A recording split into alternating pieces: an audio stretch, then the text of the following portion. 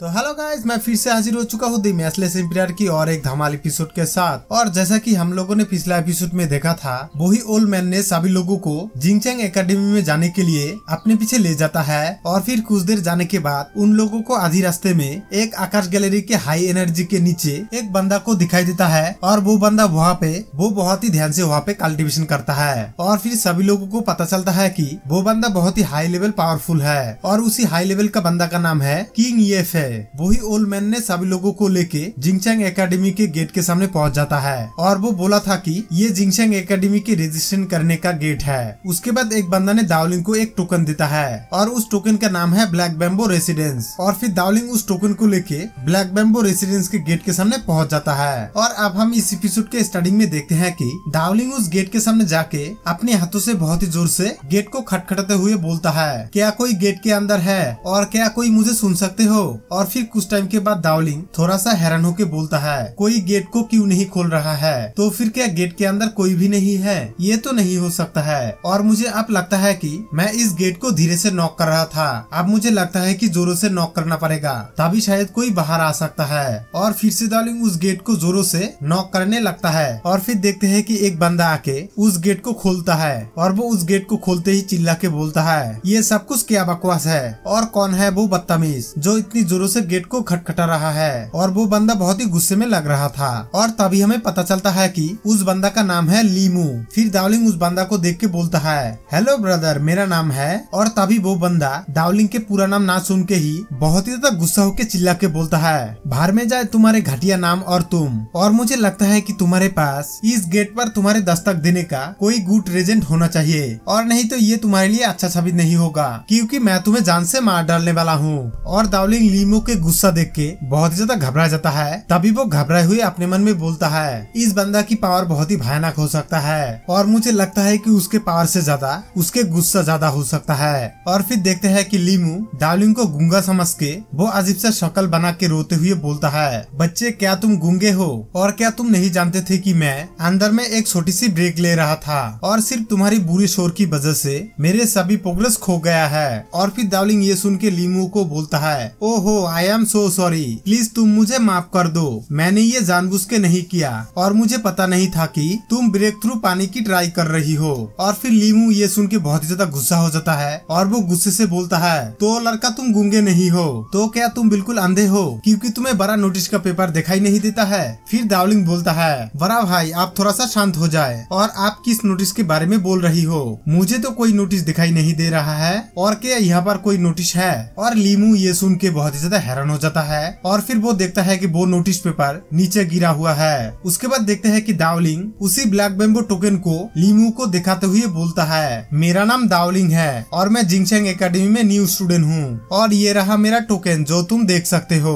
फिर लीमू जाते हुए बोलता है, हाँ मुझे पता चल गया है कि तुम्हारे नाम दावलिंग है और मुझे पता चल गया है तुम यहाँ पर न्यू स्टूडेंट हो और मेरा आज का दिन तुम्हारी वजह से बहुत ही खराब हो गया है। और फिर से वो बहुत ही ज्यादा गुस्सा होकर बोलता है, अगर तुम यहाँ पर न्यू स्टूडेंट नहीं होता तो मैं दिखा देता कि मैं कौन हूँ। और फिर से लीमू दावलिंग को बोलता है, मेरे एक फ्री की सलाह ले लो, अगर तुम यहाँ पर रहना चाहते हो तो ढंग से रहना सीखो और तुम यहाँ पे 3 महीने रुकने वाले हो, थोड़ा सा तमीज अपने अंदर रखो और हाई ग्रेड स्पीड पर्वत सभी लोगों के लिए नहीं है। और लास्ट में वहाँ से चला जाता हुए फिर से बोलता है, तुम्हारे रूम उस तरफ है और मुझे लगता है कि तुम्हारी रूम को तुम खुद ही ढूंढ सकते हो। तभी दावलिंग लीमू के बात सुन के अपने मन में बोलता है, तो मुझे ऐसा लगता है कि जो सीनियर गाइड ने मुझे कहा वो बिल्कुल सच है। यहाँ तक टॉप 10 स्टूडेंट भी एक बार में सिर्फ 3 महीने के लिए हाई लेवल का स्पीड पर्वत का इस्तेमाल कर सकता है। और एक दूसरी बात है, 3 महीने के बाद कोई दूसरा यहाँ पर आएगा और मुझे आके चैलेंज करेगा। और फिर से अपने मन में बोलता है, क्योंकि ये जिंगचैंग एकेडमी के नियम है और अगर तुम कड़ी मेहनत और पगरोसी नहीं करते हो तो तुम कभी भी सक्सेस नहीं हो पाओगे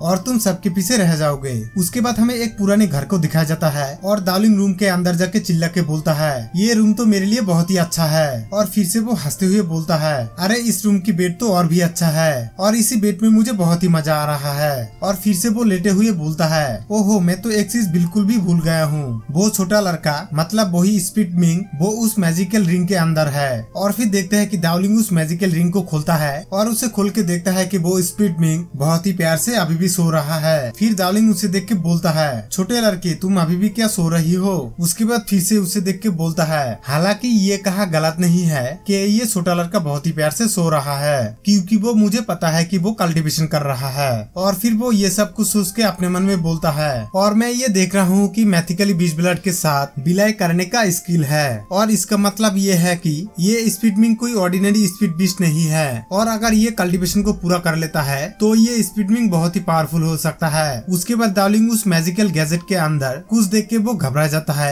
फिर वो बोलता है 1 मिनट रुको, ये क्या है। उसके बाद हमें एक ग्रीन बम्बो दिखाई देता है, मतलब बांस, और डार्लिंग इसको देख के चिल्ला के बोलता है क्या ये वही ग्रीन बांस है जो मुझे उस खतरनाक गुफा के अंदर मिला था, लेकिन मैं देख रहा हूँ कि उसके अंदर एक हाई एनर्जी है, लेकिन ये एनर्जी उसमें कैसे आ सकता है। उसके बाद फिर से बोलता है जमीन से खिसके निकलने के बाद हर कोई पौधा बढ़ना बंद कर देता है और शायद मर भी जाता है, और ये पौधा तो लगातार बढ़ रहा है, और इसका मतलब ये होना चाहिए कि ये पौधा कोई सिंपल पौधा नहीं है। उसके बाद डार्लिंग उस ग्रीन बांस को अपने हाथों में लेके बोलता है चलो आप देखते हैं कि ये ग्रीन बम्बो मेरी बॉडी से एनर्जी को ऑब्जर्व करता है कि नहीं। उसके बाद डार्लिंग उस ग्रीन बम्बो से अपने बॉडी से एनर्जी को ऑब्जर्व करने देता है, और फिर वो उस ग्रीन बम्बो को ऊपर की तरफ छोड़ के बोलता है अरे वो तो हवा में तैरने लगा है, और फिर वो उसे देख के बहुत ही ज्यादा हैरान हो जाता है। फिर वो हैरानी के साथ बोलता है ओहो ये तो एक अजीब खजाना है, इसमें मेरे दौरान दिए गई सभी एनर्जी को एक पल में ऑब्जर्व कर चुका है। अगर ये ग्रीन बम्बो लगातार कल्टीवेट कर सकता है तो ये उस आखिरी पॉइंट तक कल्टीवेट करने में सक्सेस हो सकता है। और फिर वो बहुत ही ज्यादा खुश होकर चिल्ला के बोलता है तो इसका रिजल्ट मेरे लिए बहुत ही अच्छा साबित हुआ है, और मैं एक सरप्राइजिंग ट्रेजर पाने में सक्सेस रहा हूँ। हो ये तो बहुत ही गुड साबित हुआ है। उसके बाद देखते हैं कि लीमू एक सोफे में बैठ के कल्टीवेट कर रहा था, और डार्लिंग की हंसी की वजह से वो बहुत ही ज्यादा डिस्टर्ब होने लगता है। और फिर लीमू अपने मन में सोचती हुई बोलता है वो गूंगा बच्चा वो यहाँ पे आने के बाद से अजीबो गरीबो हरकतें कर रहा है, ये सच में मेरे लिए बहुत ही बोरिंग है। और फिर से डार्लिंग हंसते हुए बोलता है ओहो मैं तो भूल गया था कि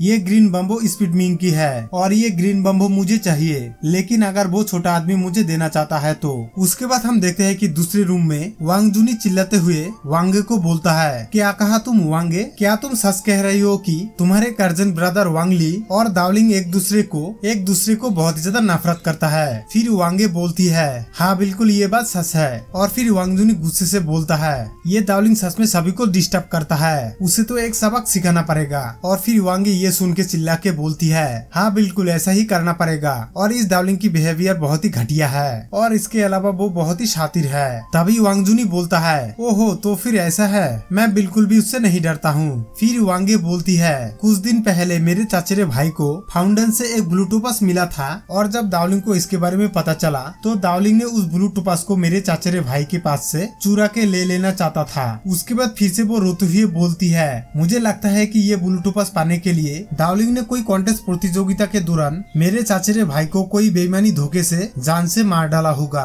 और फिर ये सब कुछ बोल के वो बहुत ही ज्यादा रोने लगता है। तो गाइस हमारे ये एपिसोड यहाँ पर ही खत्म होता है, और अगर आप लोगों को ये वीडियो अच्छा लगा तो एक लाइक जरूर कर देना, और मेरे और भी वीडियो देखने के लिए मेरे चैनल को सब्सक्राइब जरूर कर देना, और कमेंट करके जरूर बोलना आप लोगों को वीडियो कैसा लगा। तो गाइस मैं मिलता हूँ जल्द और एक न्यू एपिसोड में, अभी के लिए गुड बाय।